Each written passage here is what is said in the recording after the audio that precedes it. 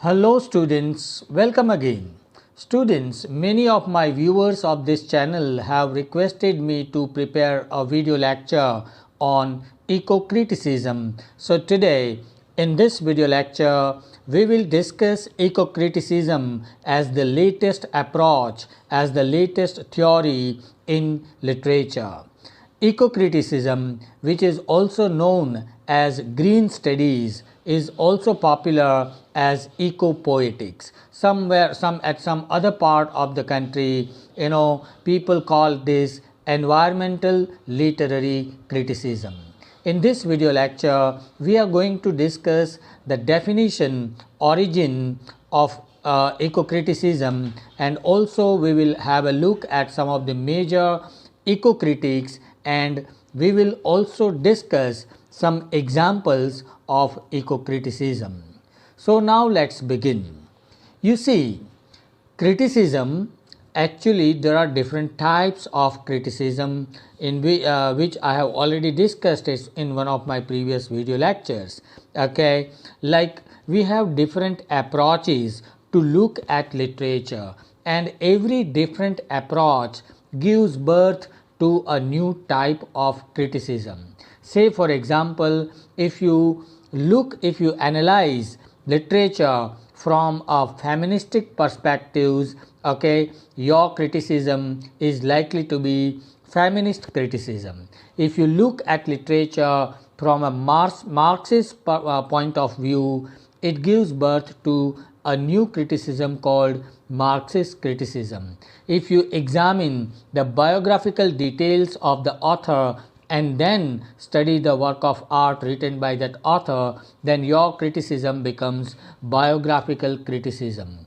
Okay, in the same manner, eco-criticism is the latest and the newest type of criticism or newest type of literary theory which has been evolved towards the end of the 20th century and in the beginning of the 21st century. Okay, now you see, if you examine the life of the modern man, what do you see? In the modern times, man and nature, the gap between man and nature has been increasing. Yes or no? Right? And that's the reason why modern thinkers and modern scientists, they are very much worried about the whole existence of this earth, our planet. Okay, we know that the resources, with the natural resources like oil, like water, like crude, and all such natural resources, they are being finished by the modern man. Modern science and technology have created dangers for the future generation of our mankind. Okay, let me give you an example. Like, because of science and technology, we have seen that the layers of ozone has been broken by too much production of carbon dioxide by the industries during the 20th century. Okay, too much consumption of natural gas, natural crude and oil is because of too much consumption of these things. We are very much worried about the future of our generation. Okay, so we need to protect our earth. This is the basic idea of eco-criticism, right?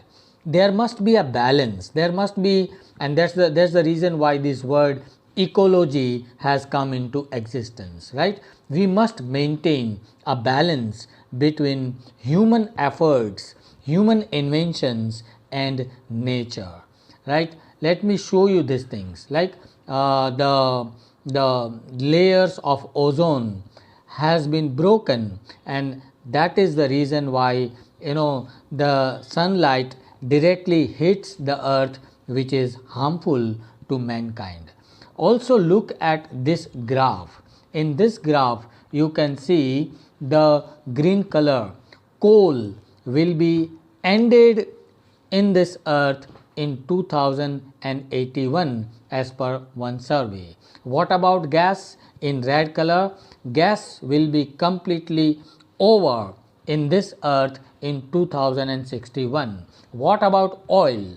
Oil will be totally consumed in about 2051. So this survey also shows us an alarm that we must be aware about the existence of mankind. We must think about how we can save earth, to save the humanity, to save the mankind. Okay, so the gap between man and nature is increasing, okay, because of science and technology. Hence, to bring a balance between man and nature and ecology has been the most demanding topic in today's times. And the scholars of literature, the critics of literature are also thinking in that direction, that how literature can contribute in bringing about the solution to this problem, how literature can be useful to bring about the solution to this problem of the gap between man and nature. So what is the definition of ecology? True literature, we know, it gives the right expression of the most challenging issues of the time. Okay, ecocriticism is a branch of criticism in which the critics try to find out as to how much extent modern literature discusses these issues of ecology. Okay, these modern critics, modern eco-critics, they try to examine and evaluate literature in the light of ecology. Okay, they try to see how literature leads mankind to bring about a balance between the man and the earth. And that's why we can say that eco-criticism is the study of literature and environment from an interdisciplinary point of view. Okay, so here environmental study is one area and literature is another area. Eco-criticism brings them together, right? It investigates the relationship between the humans and the natural world. Okay, it deals with some environmental issues, sometimes cultural issues concerning the environment, and our attitude to nature has been examined in eco-criticism. This new study, which came into existence towards the end of the 20th century, is also known as green studies or cultural studies. It is also known as eco-poetics or environmental literary criticism. Now the question is, how did this new theory come into existence? Okay, the answer is lying in the name Joseph Meeker. Remember this name. Okay, Joseph Meeker, he brought this idea called literary ecology in his first book, which he published, The Comedy of Survival, Studies in Literary Ecology, which was published in 1972. Remember this name, Joseph Meeker. Remember this book, The Comedy of Survival, which was published in 1972. So it was in 1972 that for the first time, literature and environment were discussed side by side together by Joseph Meeker. Later on, this term eco-criticism was first coined in 1978 by William Ruckert. In his essay, when he published this essay, Literature and Ecology, an Experiment in Eco-Criticism. Remember this title, Literature and Ecology, an Experiment in Ecocriticism, which was published in 1978. Okay, so later on, this term ecocriticism or the theory of ecocriticism became popular in the USA and also in some of the countries in England. In USA, it became popular in 1980s, but in Europe, it became popular in 1990s. Okay, but eco-criticism as a separate branch of knowledge, as a separate theory of criticism, was first heralded in 1990s when these two books were published. Which are these two books? The Eco-Criticism Reader and the Environmental Imagination, right? Remember these two books, the Eco-Criticism Reader by Charles and Environmental Imagination by Lawrence. Okay, who are the major followers of eco-criticism? You should remember these 3-4 names: Jonathan Bate, Charles, Lawrence, and Patrick Murphy. Okay, which are the important books on eco-criticism? Remember these names: the Green Studies Reader, the Song of the Earth, the Eco-Criticism Reader, the Literature of Nature, and What Nature Is. These are some of the important works on eco-criticism. Now the basic question that comes to our mind is, what do these eco-critics do, or how do they analyze the work of art? Okay, so remember, the eco-critics, they examine the works of literature from ecological point of view, from environmental point of view. They try to see how human life is presented in proper balance with nature. Is there a proper balance with nature? Okay, when human life is presented, that is precisely what these critics examine.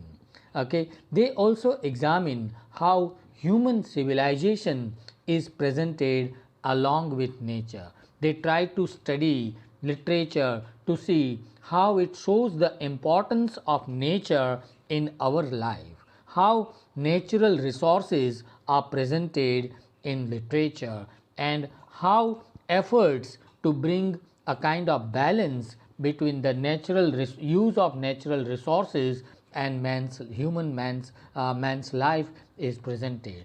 Okay, so and sometimes too much presentation of industry, too much presentation of technology in literature, how it creates an adverse effect on the society. Such pictures are presented in literature or not.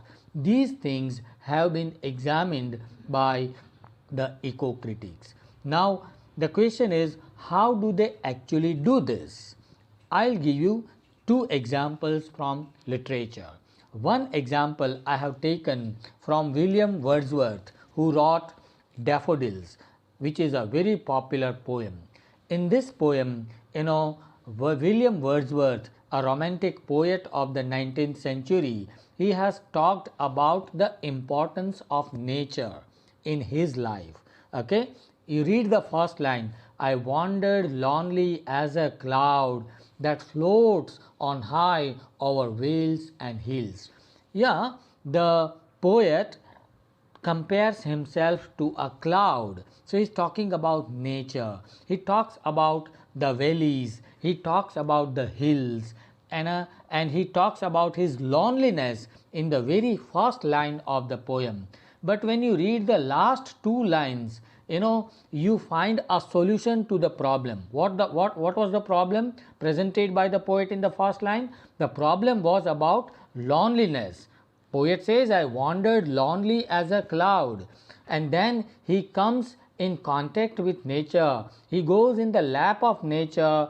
Okay, and the last two lines, and then my heart with pleasure fills and dances with the daffodils. Here he shows his happiness. The poem begins with sorrow, loneliness, but the poem ends with happiness, with the company of nature. with the company of daffodils. So nature has the power to bring happiness in man's life. That is the basic idea presented by William Wordsworth. So this is how, when a critic examines the poem from this perspective about the importance of nature in poetry, that is called eco-criticism.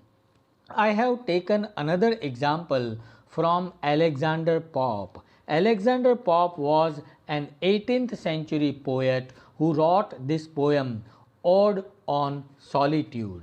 Here also, the poet talks about the importance of rural life, importance of nature in our life. Happy the man whose wish and care a few paternal acres bound, content to breathe his native air in his own ground. Here he talks about how much land does a man need. He says that, the poet says that, I want to keep away from the hustle and bustle of the modern life, modern science and technology. He says that my herds will provide me milk, my fields will provide me bread, and the flocks will will provide me clothes. So man can achieve everything, man can get anything, if he lives in the lap of nature. So here the poet has projected the importance of nature in this poem. So the eco-critics, what do? They ultimately find out such elements from literature, from drama, from short stories, from poetry, where the poet or the dramatist or the author has presented a balance between man and nature, where the author has tried to present, nature, has projected nature as the most important aspect of human life. So this is called eco-criticism. I hope now the idea is clear to you. If you still have any doubts or questions, do write to me in the comment section of this channel, and please do share this video among all your friends and classmates so that others also can be benefited. Thank you for watching. Thank you very much.